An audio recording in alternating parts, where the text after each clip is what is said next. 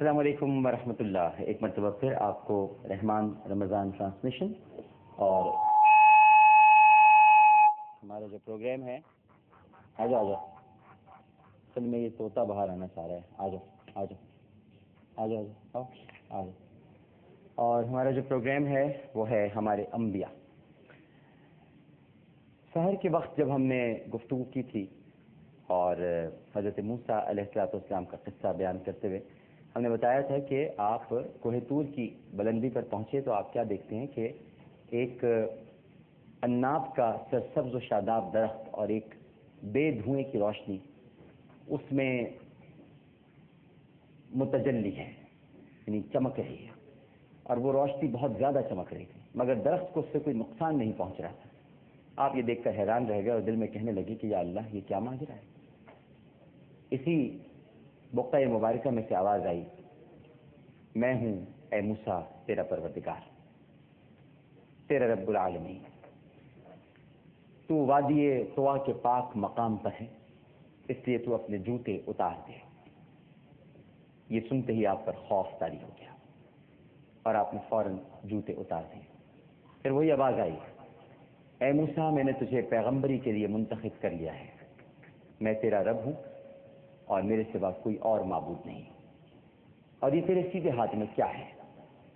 حضرت موسیٰ علیہ السلام نے عرض کیا، یہ میرا عصا ہے، میں اس سے ٹیک لگاتا ہوں اور اپنی بکریوں کے لیے درختوں سے پتے جھاڑتا ہوں، اس سے اور بھی کام لیتا ہوں. پھر آواز آئی تو کہا کہ اس کو زمین پر ڈال دیں.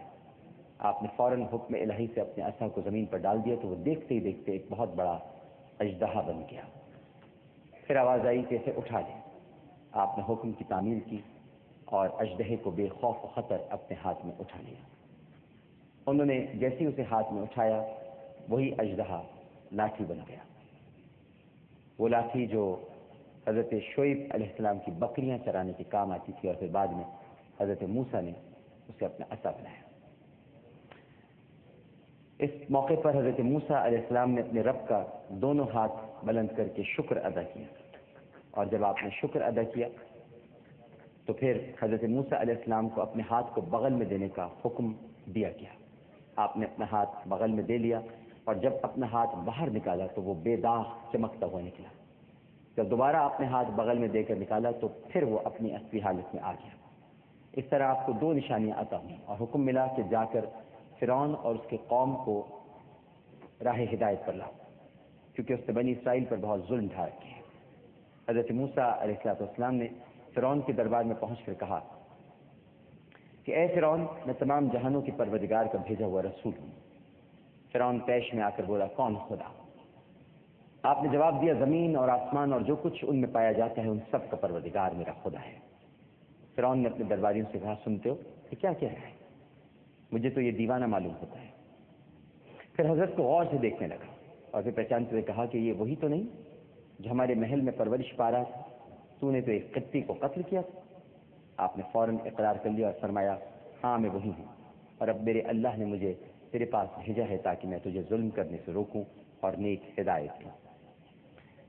فرعون نے غصے سے حضرت موسیٰ علیہ السلام کی طرف دیکھا اور گرج کر بولا، کیا میرے سوا بھی کوئی اور خدا ہے؟ معاذ اللہ، تیری کیا ہستی کہ تو خدا کہلائے؟ حضرت موسیٰ نے جواب دیا، تو ظالم اور بے ایمان انسان ہے. آسمانوں اور زمینوں کا اللہ ایک ہی ہے، مشرق اور مغرب کا اللہ ایک ہی ہے، اور ساری کائنات کا اللہ ایک ہی ہے، اور میرا اللہ بھی وہی ہے. آپ نے اپنا عصا بلند کیا اور اعلان توحید کیا. فرعون جو کہ حق کی آواز سن کر اندر سے کمزور پڑ گیا تھا، ظاہری روب سے بولا، اے موسیٰ، کیا تو بھول گیا کہ ہم نے تیری پرورش کی اور تجھے اپنے محل میں رہنے کو جگہ دی؟ کیا تو اس احسان کا بدلہ یہی دے گا کہ ناشکری پہ؟ سن، اگر تو نے ناشکری کی یا میرے سوا کسی اور کو خدا مانا تو میں تجھے قید کر کے تجھ پر ظلم کروں گا، یہاں تک کہ تو اپنے اللہ کو بھول جائے گا جس نے تجھے رسول بنا کر میرے پاس بھیجا ہے. مگر حضرت موسیٰ علیہ السلام پر اس دھمکی کا ذرہ برابر بھی اثر نہ ہوا. آپ نے فرمایا، یہ سچ ہے کہ تو نے میری پرورش کی اور مجھے محل میں رہنے کو جگہ دی، اور یہ بھی سچ ہے کہ میرے ہاتھوں ایک مصری کا خون ہوا جس کا مجھے افسوس ہے، لیکن اس کا مطلب یہ نہیں کہ تو میری پرورش کے احسان کے بدلے تمام بنی اسرائیل کو غلام بنا لے اور انہیں طرح طرح کی تکلیفیں پہنچائے۔ میں ایسا ہرگز نہیں ہونے دوں گا، اور یہ سب روکنے کے لیے مجھے اللہ نے بھیجا ہے کہ میں تجھے اس کا نام سکھاؤں اور تو اس کے وجود کو تسلیم کرے۔ فرعون مسکرایا، ہنسنے لگا اور بولا اگر میں تیرے اللہ کو مان لوں تو کیا وہ مجھے ساری دنیا کی بادشاہی اور لمبی عمر اور دوبارہ جوانی لوٹا دے گا؟ آپ نے یقین سے جواب دیا، ہاں وہ ہر چیز پر قادر ہے، وہ جو چاہے کر سکتا ہے۔ وہ امیر کو غریب اور غریب کو امیر، آگ کو پانی اور پانی کو آگ بنا سکتا ہے، کیونکہ یہ سب اسی کے اختیار میں ہے۔ فرعون خوش ہو کر بولا کیا واقعی مجھے دوبارہ جوانی مل جائے گی؟ اور وہ خوشی میں سب کچھ بھول گیا اور کہنے لگا کہ اب مجھے کسی اور چیز کی آرزو نہیں، بس تو مجھے جوانی واپس دلا دے، اور پھر جوش میں آ کر جھومنے لگا۔ لیکن یہاں پر برابر میں ہی حامان بیٹھا ہوا تھا۔ حامان نے اس سے کیا کہا کہ فرعون کا تیور یا اس کے تیور یکدم بدل گئے۔ یہ آپ جان سکیں گے سحر کی ٹرانسمیشن۔ فرعون اس وقت تو خوشی سے جھوم رہا ہے کہ وہ جوانی کی طرف لوٹ جائے گا، لیکن حامان نے اس سے کچھ کہا ہے۔ حامان بڑا بدبخت ہے، اس کا وزیر ہے، اس کا مشیر ہے، اب وہ اسے کیا مشورہ دیتا ہے یہ آپ جانیں گے سحر میں۔ ہمارے انبیاء کا وقت اختتام پذیر ہوا، آپ سے ملاقات ہوگی تھوڑی دیر بعد چاہت رسول صلی اللہ علیہ وآلہ وسلم میں۔ آج فائنل ہے اور فائنل کے لیے قاری حضرات تشریف لا چکے ہیں۔ ایک وقفہ۔ السلام علیکم ورحمۃ اللہ۔